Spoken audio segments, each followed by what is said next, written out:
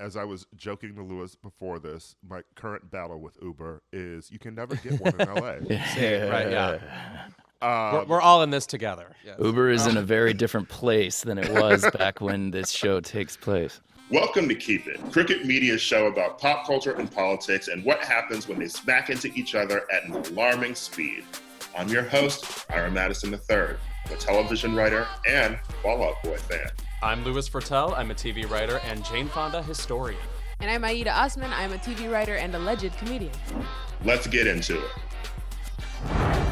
Our guest today has been acting basically since he's been 10. And in his decades in the industry since, he's done it all. A writer, director, and producer with 2 Golden Globe nominations, 2 Emmys, and a SAG Award. He's currently playing Uber CEO Travis Kalanick on Showtime's Super Pumped. Please welcome Joseph Gordon-Levitt. Thanks so much. Thank you for being here. I want you to know that we just did a nerdy deep dive in this episode by hitting 2 of our blind spots in movies of yours we hadn't seen. Okay. Because I feel like I've basically seen every film that you've been. I really had. I had to dig hard, but then the one I came up with to was hear what it is. I had never seen The Dark Knight Rises because I'm constitutionally opposed to movies like that existing. Okay. But Movies like what exactly? He doesn't like. He's not a superhero movie person. Okay, fair enough. Yeah. Again, I have a Sandy Dennis poster behind me. Can you picture me really sitting with the Batman? Can you picture me like watching him? Probably not, right? I mean, yeah, I hear you. Sure, I'm not gonna argue that one. All right, go ahead. But you were excellent in it. And Thanks. But the question that came to mind for me was, you've been in these just gigantic movies, and then also extremely small movies that like really stick with me, like Mysterious Skin. And I was like, do you have a favorite size of movie to make? I don't have a favorite. I feel like I'd be disappointed if I didn't get the variety. I feel lucky that I've been fortunate enough to get to do a wide variety of things. I like to watch a wide variety of things. I like to listen and read a wide variety of things. I'm not one of those people that like has a genre or a lane that I stick in. The variety is a big part of what keeps it interesting for me. So mine was Snowden. And what I loved about that was just I feel like the range you have in going from like this very serious, sort of intense character to like more comedic things. Like actually one of my favorite performances of yours is in Don John. Oh, thanks, man. I'm pleased to hear that.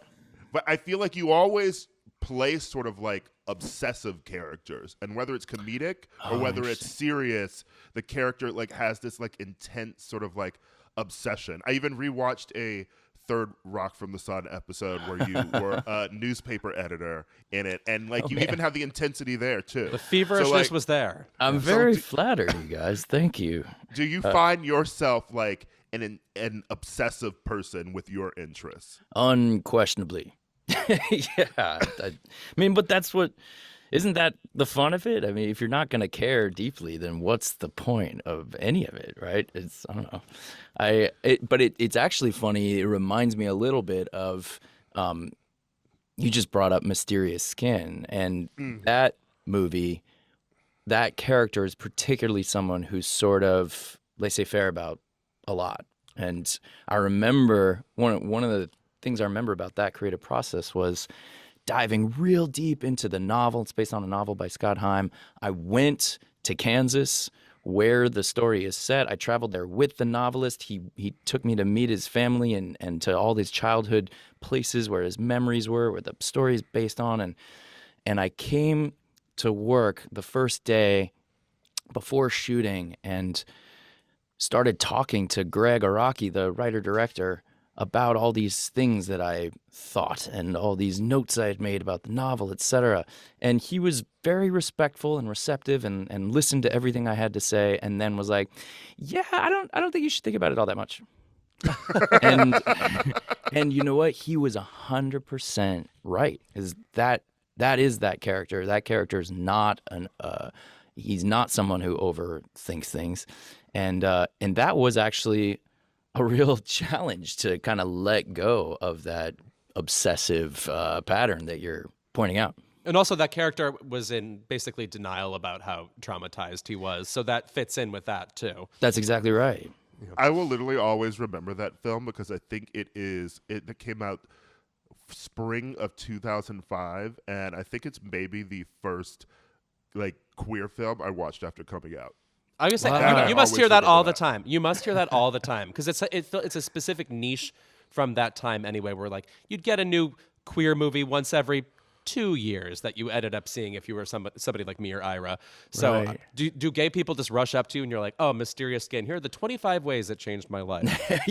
I mean, I definitely hear from people in the queer community about that movie for sure, and that's really meaningful to me. And but it also just it's one of those movies that seems to transcend just film lovers, people who are down to watch something that's challenging, that's going to make you feel strong feelings regardless of the subject matter. I think it's actually I remember someone once saying to me they hadn't seen the movie, and I was trying to describe it to them, and they're like, but it's about being gay, right?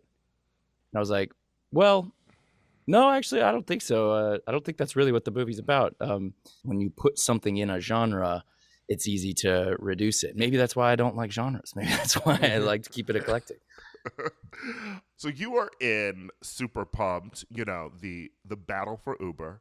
As I was joking to Lewis before this, my current battle with Uber is you can never get one in LA. Right, yeah. We're all in this together. Yes. Uber is in a very different place than it was back when this show takes place. I just love the first scene where you were putting Kyle Chandler into an Uber because it reminds me that the initial Uber experience was glamour. It That was felt their like brand, yeah. when you got into it, it was like, oh, this is like a nice, classy thing I'm getting into. And now someone will pick you up in their Volvo and maybe kill you on the 405. But preparing to play Travis, you described even in Mysterious Skin back then, you were like, I'm like intensely making notes for this character.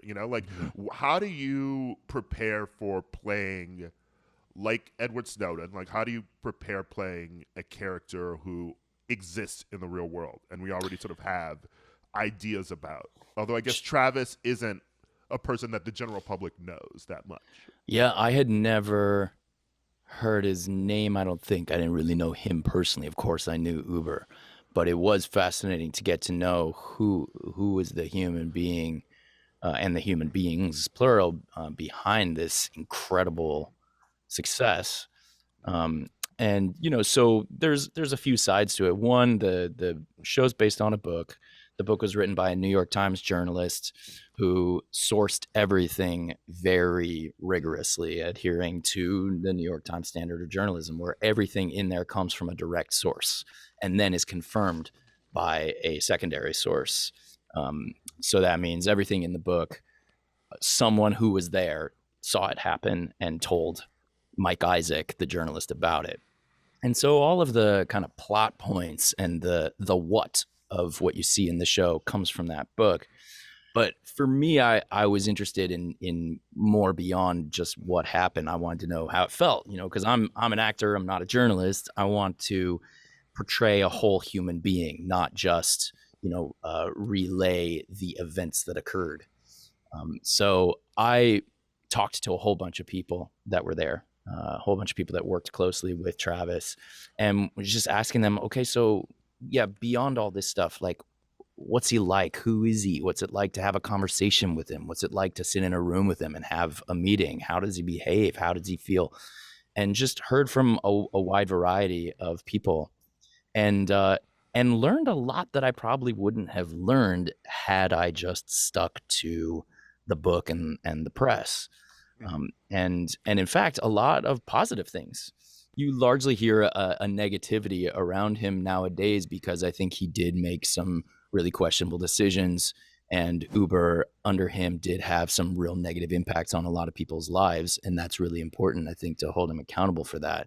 But what you don't hear as much is from the people that I heard from who were like, oh man, he was so inspiring. He had so much energy. He was so incredibly smart. You couldn't help but get on his side and want to help him on this crazy, ambitious mission of his.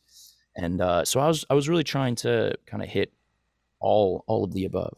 And it makes sense that somebody like that would have charisma, but at the same time, to play that and also his unseemly qualities, that just seems really hard. Did you find that easy to balance? You know, I think we all have a certain beast inside of us where, you know, the thing where you're like, I'm just going to take what I want and fuck everybody else.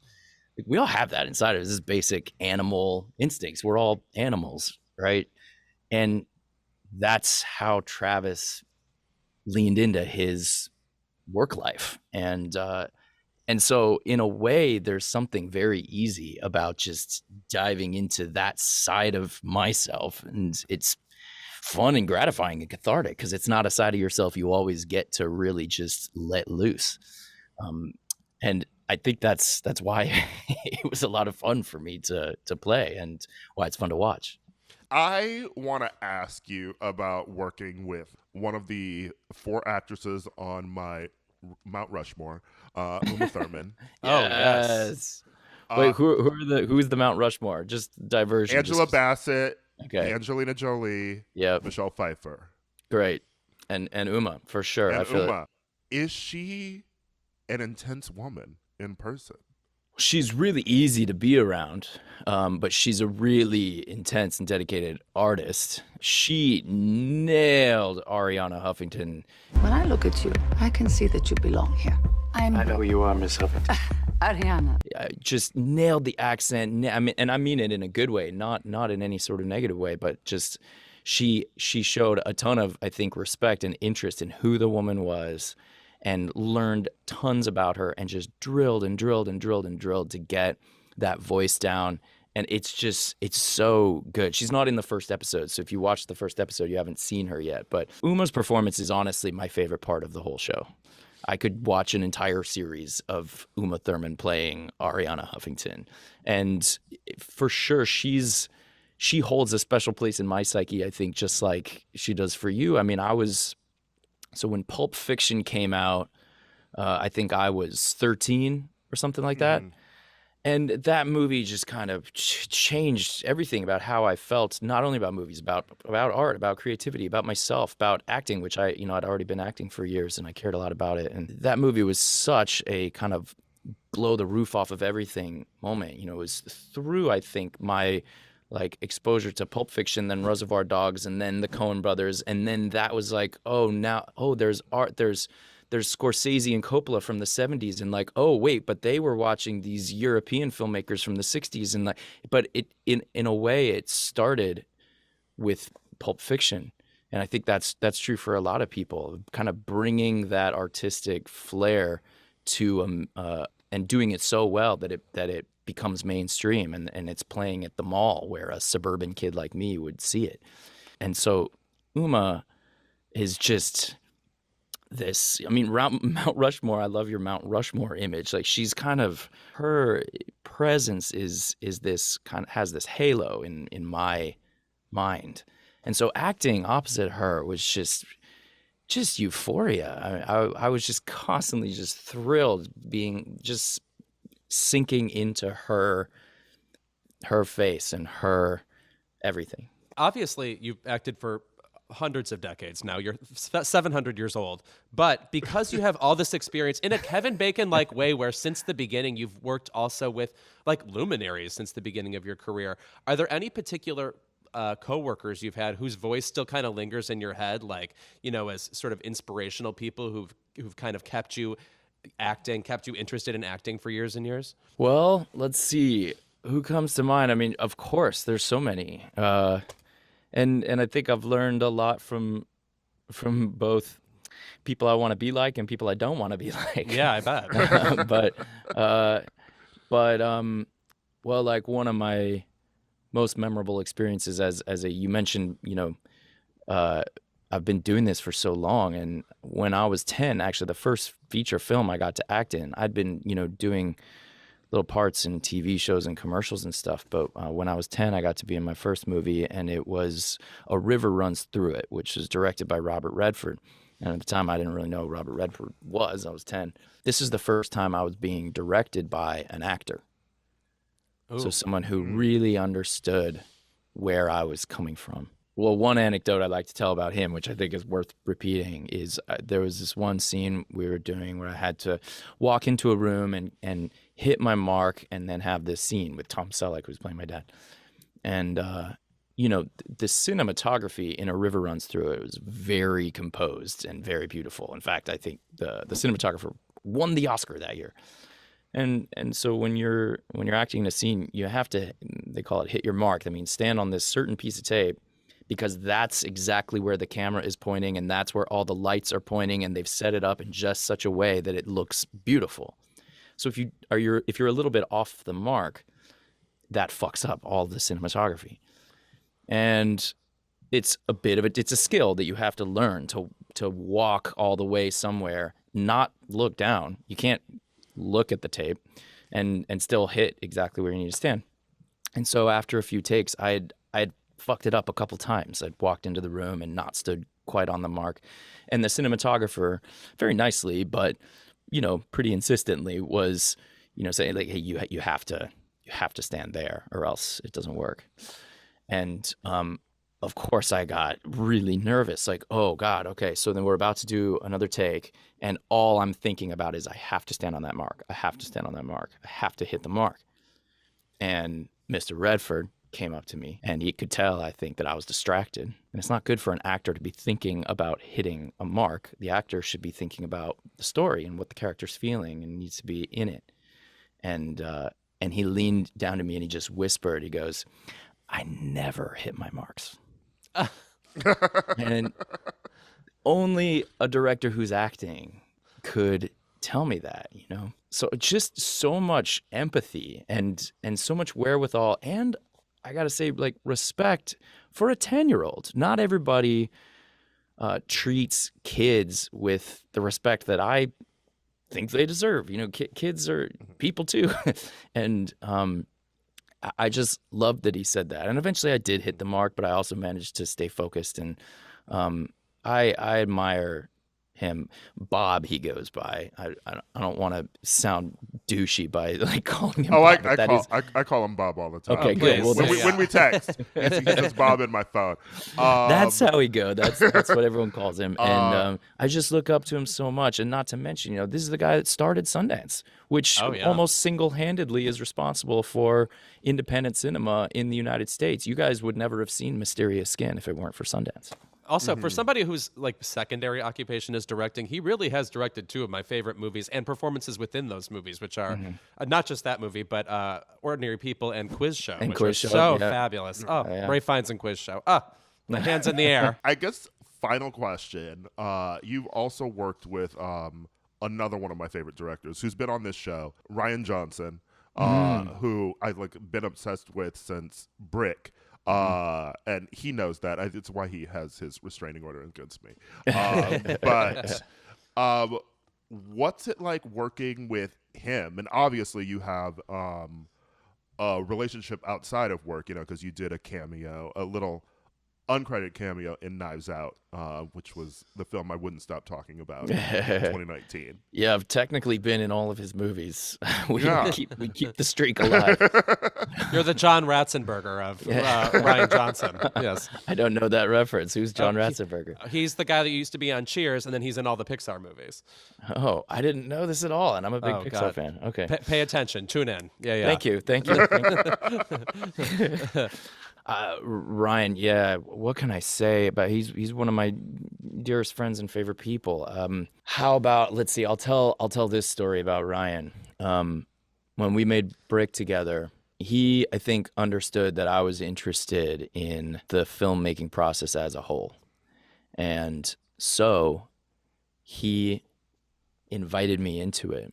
And I remember when he said to me, it's like, we have a whole crew here and everybody's crucial, but this is like you, me, and Steve, we really have to lead it. And Steve is his cinematographer that he's been best friends with since film school and that has shot all of his movies.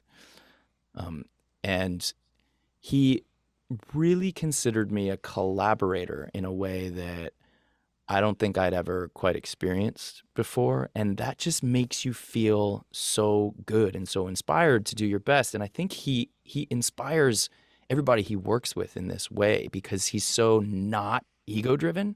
He's so not about, this is mine and I'm the artiste and the auteur and blah, blah, blah. He's all about just like, hey, let's all figure out whatever it takes to make this the best thing it can be. I'll take an idea from anywhere. I respect everybody. It's really not how everybody is.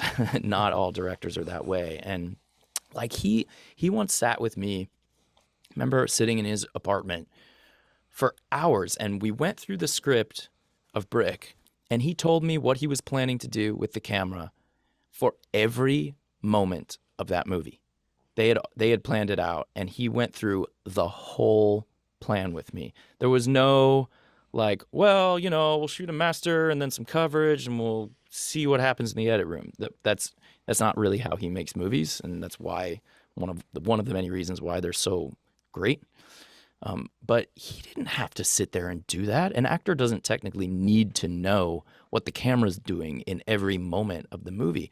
But it accomplished two things. One, I think it can help if the actor knows what the camera's doing, so you can play to the camera in a more sensitive way, if that's how you like to do it. But also, like I said, it just made me feel so invested and included that I just gave everything to that performance. And I could go on and on and on about Rian. Your love for him is well merited. Thank you, Joseph. It was nice to have you here. Thank you. Or Joe, as I'm going to call you now. Please do. Joey, whatever you like. Giuseppe. Oh my God. Yeah, you used to be Joey Gordon-Levitt. I remember when I think you were on Celebrity Jeopardy once, and your name was Joey on the lectern. I remember it well. Yes. When I wrote my name, that's what I wrote. It's, you write it down there. That's funny. Kirsten Dunst was another contestant on that episode of Celebrity Jeopardy. Teen Celebrity Jeopardy. Oh, Lord. I mean, we you like we said, you've had so long of a career, like you'll have to you need to come back for us to even get into like 10 things I hate about you and your whole teen career. I look forward to it. It was great talking to both of you. You too. All right, cheers.